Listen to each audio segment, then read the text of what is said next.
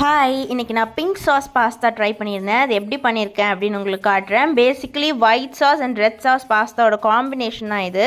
So first வந்து நல்லா வாட்டரை பாயில் பண்ணிவிட்டு பாஸ்தா, சால்ட், கொஞ்சம் ஆயில் போட்டு அது வெந்ததுக்கப்புறமா ஃபில்டர் பண்ணி ஆயில் போட்டு மிக்ஸ் பண்ணி வச்சிடணும் பாஸ்தா ஒட்டாமல் இருக்க.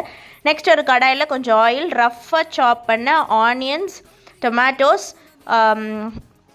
கேரட், சில்லி வந்து காஷ்மீரி சில்லி இருந்தால் போட்டுக்கோங்க, இல்லைனா நார்மல் சில்லி ஒரு 3-4 போட்டுக்கோங்க. கொஞ்சம் கசகசா போட்டு ஒரு 1/4 கிளாஸ் தண்ணி மட்டும் ஊற்றி க்ளோஸ் பண்ணி வச்சுருங்க. இது நல்லா பாயில் ஆனதுக்கப்புறமா எல்லாமே நல்லா வெந்து வந்திருக்கும். கேரட் நீங்கள் பார்த்தீங்கனாலே தெரியும் வெந்துருச்சான்னு. நெக்ஸ்ட்டு இந்த டொமேட்டோஸோட ஸ்கின்னை வந்து பீல் பண்ணி எடுத்துகிட்டு இதை மிக்ஸி ஜாருக்கு மாற்றிட்டு நல்ல பேஸ்ட்டாக அரைச்சிடுங்க.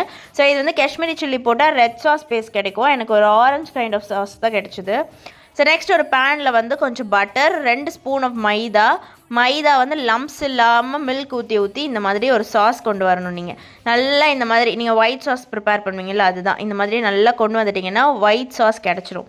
ஸோ இதில் கொஞ்சம் சால்ட் போட்டு ஆரிகானோ சில்லி ஃப்ளேக்ஸ் இருந்தால் நீங்கள் போட்டுக்கோங்க. இல்லைனா இந்த நம்ம அரைச்சி வச்சுருக்கோம் இல்லையா, அந்த ரெட் சாஸை வந்து இதில் மிக்ஸ் பண்ணிட்டீங்க அப்படின்னா இந்த மாதிரி ஒரு கன்சிஸ்டன்சி வரும். இதில் வந்து நீங்கள் வந்து வேக வச்சுருக்கிற பாஸ்தாவை போட்டு நல்லா மிக்ஸ் பண்ணிவிட்டு உங்கள்கிட்ட என்ன கைண்ட் ஆஃப் சீஸ் இருந்தாலும் ஓகே, நீங்கள் அதை வந்து மேலே இப்படி போட்டுட்டு பிச்சு க்ளோஸ் பண்ணி எடுத்திங்கன்னா இந்த மாதிரி சீஸ் எல்லாம் மெல்ட் ஆகி ரொம்ப சூப்பராக இருக்கும். நீங்கள் மிக்ஸ் பண்ணிவிட்டு சூடாக சர்வ் பண்ணி சாப்பிட்டு பாருங்கள், ரொம்ப சூப்பராக இருக்கும். கண்டிப்பாக ட்ரை பண்ணி பார்த்துட்டு எப்படி இருக்குது அப்படின்னு சொல்லி மறக்காமல் கமெண்ட்டில் சொல்லுங்கள். அண்ட் கண்டிப்பாக சேனல் சப்ஸ்கிரைப் பண்ணிக்கோங்க. தேங்க்யூ, பாய்.